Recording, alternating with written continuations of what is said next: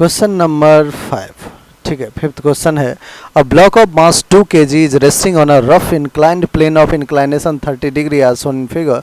The coefficient of friction between the block and the plane is 0.5। Block और plane के बीच में जो कोएफिशिएंट ऑफ फ्रिक्शन है म्यू, वो कितना है बच्चों? 0.5 है। What minimum force F should be applied perpendicular to the plane on the block so that block does not slip on the plane? Block को स्लिप नहीं होना है, दैट मीन्स एक्सेलरेशन को 0 रखना है बच्चों। आइए mg के कंपोनेंट को पहले अपन लेट से मास m 2 kg है, तो mg कंपोनेंट में mg साइन थीटा ये हो गया और mg का कॉस थीटा कंपोनेंट ये हो गया। तो mg को ब्रेक कर लिया। क्या एक सरफेस अपना नॉर्मल रिएक्शन इधर देगा? बिल्कुल देगा। क्या बच्चों एक फ्रिक्शन फोर्स इस डायरेक्शन में लगेगा? लगेगा, ठीक है, स्टैटिक फ्रिक्शन फोर्स है। अब ध्यान समझिएगा, अंडर इक्विलिब्रियम कंडीशन जब एक्सेलरेशन 0 है तो इक्विलिब्रियम ही है, रेस्ट पे है।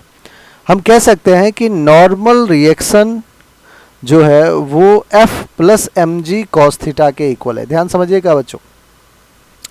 और हम ये भी कह सकते हैं कि mg sin थीटा के इक्वल कौन है? स्टैटिक फ्रिक्शन फोर्स Fs, ठीक है।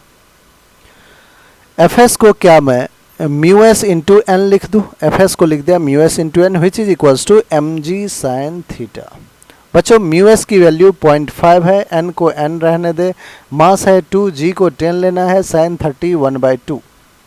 2 ने 2 को कैंसिल आउट किया, यहाँ से n आ गया 10 अपॉन 0.5, पॉइंट हटाएंगे 10, 100 अपॉन 5 दैट इज 20 आ गया। n की वैल्यू 20 आ गया। बच्चों हमें f की वैल्यू चाहिए। इस इक्वेशन को एक बार आप ध्यान से देखिए।